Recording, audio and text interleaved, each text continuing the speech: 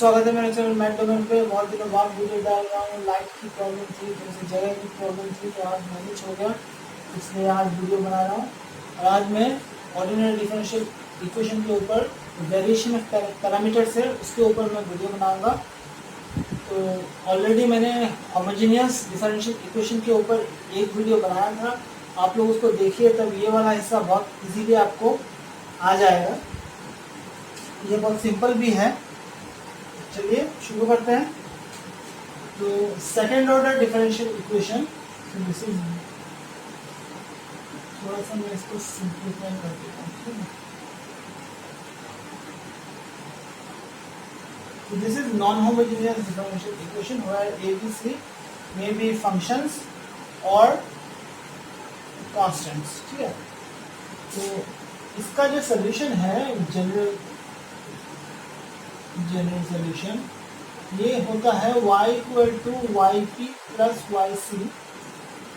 इसमें y c होता है आपका कॉम्प्लीमेंट्री फंक्शन, इसको यूजुअली सी एफ बोला जाता है, और वाई पी होता है पर्टिकुलर इंटीग्रल, जिसको पी आई बोला जाता है, ठीक है।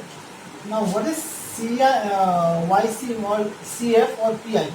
सी एफ जो होता है वाई सी, और you can say C F is a solution of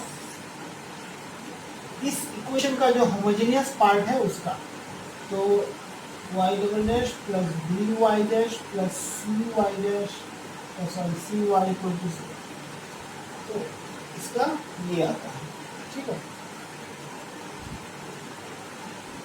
ये है इसका सोल्यूशन। नाउ वाई पी मतलब आपका P I is a solution of 1, इसका सोल्यूशन। वाई पी इसका सोल्यूशन है, एक सोल्यूशन है, और वाई सी इसका जो होमोजेनियस पार्ट है उसका सोल्यूशन है। पर्टिकुलर इंटीग्रल में कोई भी आर्बिट्ररी कांस्टेंट नहीं रहेगा, ठीक है। वो एक एक्सप्रेशन या फिर कांस्टेंट रहेगा, और इसमें आर्बिट्ररी कांस्टेंट प्रेजेंट रहेगा।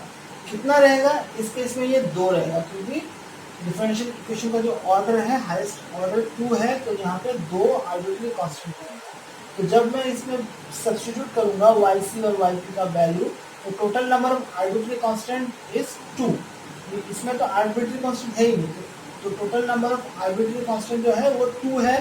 तो जो सोल्यूशन ऑफ डिफरेंशियल इक्वेशन का जो रूल है वो इस चीज से वायलेट नहीं होता, क्योंकि उसमें रूल है हाईएस्ट ऑर्डर डेरिवेटिव जितना डिफरेंशियल इक्वेशन में है उतना नंबर ऑफ आर्बिट्ररी कांस्टेंट रहेगा। यहाँ पे 2 है तो 2 ही रहेगा, तो वो 2 आर्बिट्ररी कांस्टेंट जो है वो कॉम्प्लीमेंट्री फंक्शन सप्लाई करेगी, पर्टिकुलर इंटीग्रल सप्लाई नहीं करेगा। तो वेरिएशन ऑफ पैरामीटर क्या है? ये वन ऑफ द वे है, एक तरीका है आपका पर्टिकुलर इंटीग्रल को निकालने का, ठीक है। तो हम लोग उसको देखेंगे कैसे निकालते हैं। तो वाई सी मान लेते C1 Y1 plus C2 Y2 है। जिन्होंने भी पिछला वीडियो देखा है उनको ये समझ में आएगा, और जो नए हैं जिन्होंने नहीं देखा प्लीज देख लीजिए, तो ये समझने में आसानी होगी। तो this is y c equal to C1 Y1 plus C2 Y2, ठीक है। ये 2 है आपका आर्बिट्ररी कांस्टेंट, और y1 and y2 are linearly independent solution of homogeneous part of 1। इसका जो होमोजेनियस पार्ट है उसका सॉल्यूशन है y1 एंड y2, और दोनों लीनियरली इंडिपेंडेंट सॉल्यूशन। तो व्हाट इज y1, सॉरी, अगर इसका मतलब है अगर मैं इसको y1 को इसमें बिठाऊं, थोड़ा सा स्लिप ऑफ टंग हो जाता है, मैं स्क्रिप्ट नहीं लिखता हूँ, ये एक बात है। टाइम नहीं मिलता तो मैं स्क्रिप्ट नहीं लिखता, इसकी वजह से थोड़ा बहुत यहाँ वहाँ करके आ जाती है। उसके लिए मैं माफ़ी चाहता हूँ। इक्वेशन 2, ठीक है, ये आपको याद रखिए। अब YP के लिए मैं एक्सप्रेशन करूंगा V1 Y1 plus V2 Y2। तो y1 एंड y2 आर ये दो ही है। v1 and v2 functions of x होंगे या फिर कांस्टेंट होंगे, बट ये ऐसे मतलब this are to be determined, मतलब हमको इसको निकालना है, ठीक है। तो निकालते टाइम जो जो एजम्पशन लेना पड़ सकता है वो सब हम इसमें लेंगे। तो ये इसका सोल्यूशन है। तो अगर मैं इसको यहाँ पे बिठाऊँ तो इक्वेशन को सेटिस्फाई करेगा। तो बिठाने के पहले मुझे इसका सेकंड डेरिवेटिव और फर्स्ट डेरिवेटिव निकालना है। तो वाई पी फर्स्ट डेरिवेटिव होगा आपका y y1 dash plus v1 dash y1 plus v2 y2 dash plus v2 dash y2। इसको हम लोग लिख सकते हैं v1 y1 dash plus v2 y2 dash, this is your y2 dash, ठीक है। लेट, और you can say we choose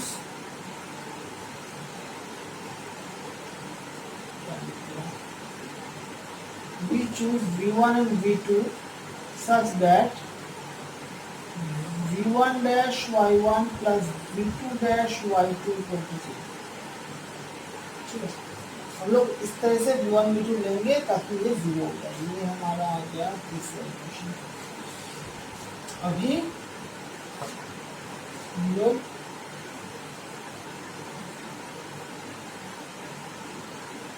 लोग दूसरी बार डेरिवेटिव करेंगे तो ये आएगा v1 dash y v1 y1 double dash plus v1 dash y1 dash plus v2 y2 double dash plus v2 dash y2 dash. Now if you put this values yp dash yp double dash in this equation, तो आपका after simplification बनेगा। आप लोग करके देख लीजिए, थोड़ा सा लंबा होगा इसलिए मैं इसको डायरेक्टली कर रहा हूँ। तो v1 a y1 double dash plus b y1 dash plus c y1 plus v2 a y2 double dash plus b y2 plus c y2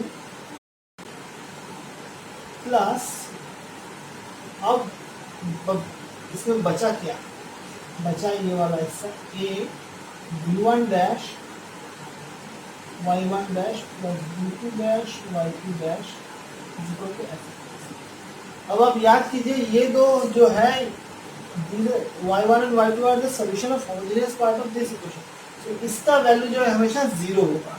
तो this implies I can write v1 dash y1 dash plus v2 dash y2 dash equal to f of x। तो यहाँ से मैं directly इसको लिख सकता हूँ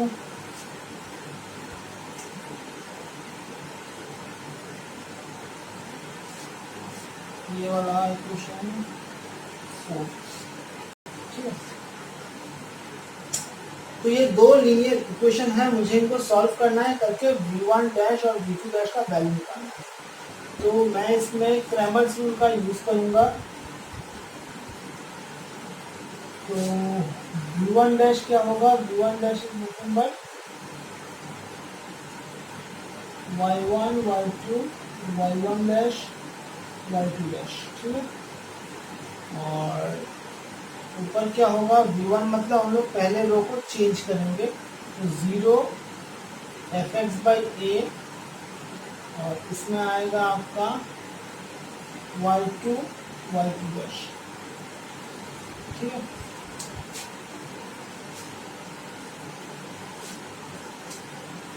So this is nothing but v1 dash is equal to minus of fx y2 divided by w, अभी sign ले लो, मैं इसका मतलब समझाऊंगा। और v2 होगा आपका fx y1 divided by w। Sorry यहाँ पे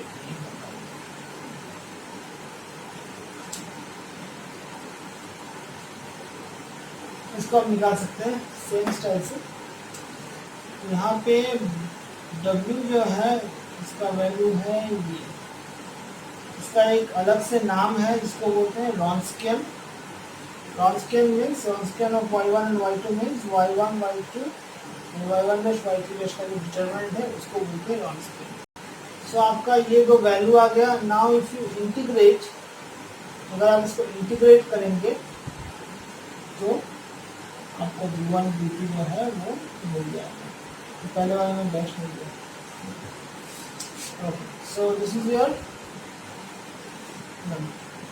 इसके बाद इसको आप ले जाके YP में सब्स्टिट्यूट कीजिए, जो एक्सप्रेशन आएगा उसको आप y equal to y3 plus y2 में सब्स्टिट्यूट कीजिए, जो जनरल सोल्यूशन जो है वो आ जाएगा। ये प्रॉब्लम सॉल्व करते हैं हम लोग।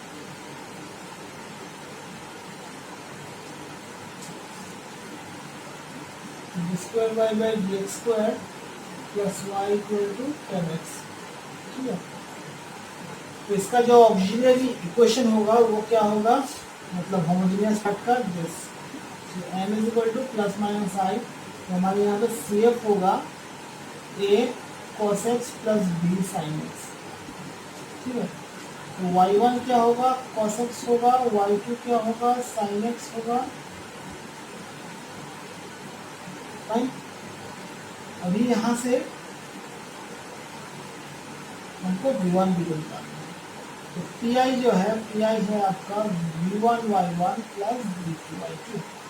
यहाँ पे V1 जो है ये होगा minus of fx y2 divided by a w dx, and V2 is nothing but integration of fx y1 divided by a w dx। Equation में a क्या होगा, a इज 1, इसका लीडिंग कोएफिशिएंट 1 है, तो इसका a होगा 1। w क्या होगा, y1 y2, this is cos x sin x minus sin x cos x, so this is 1। तो ये तो आपको पता लग गया होगा, इसके जगह पे 1 होगा, इसके जगह पे 1 होगा। तो यहाँ पे होगा minus of integration of 10x y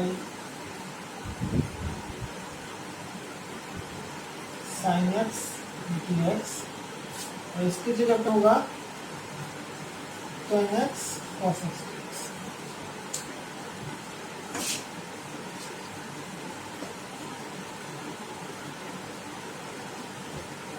तो सॉल्व कर लो, ये तो बहुत इजी है इंटीग्रेशन सॉल्व करना।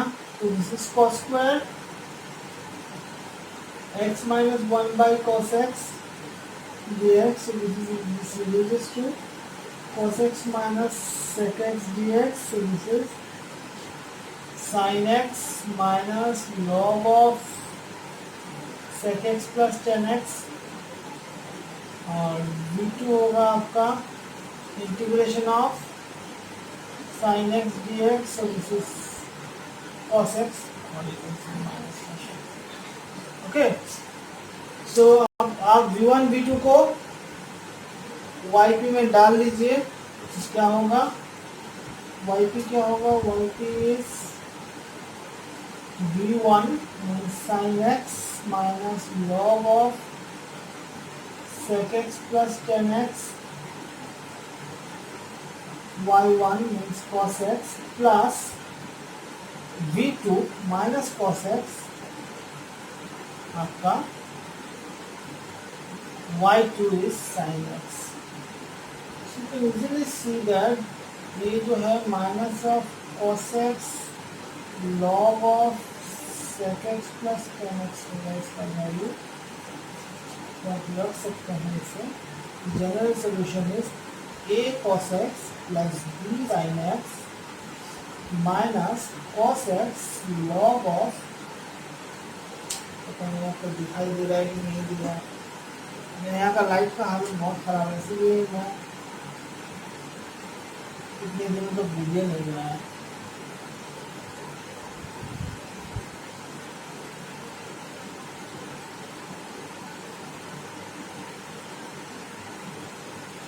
This is a general solution of differential equation. और यहाँ पे आप देख सकते हैं आर्बिट्रेरी कांस्टेंट 2 ही है, a एंड b, इसमें कोई आर्बिट्रेरी कांस्टेंट नहीं है। इस तरह से इसको करना है। अब घर पे इसको ट्राई कीजिए, अगर कोई प्रॉब्लम हो तो कमेंट बॉक्स में मुझसे बात कीजिए, मैं आप लोगों का प्रॉब्लम सॉल्व करके दूंगा। चलिए, अगर ये वीडियो अच्छा लगा please subscribe my channel. Good bye.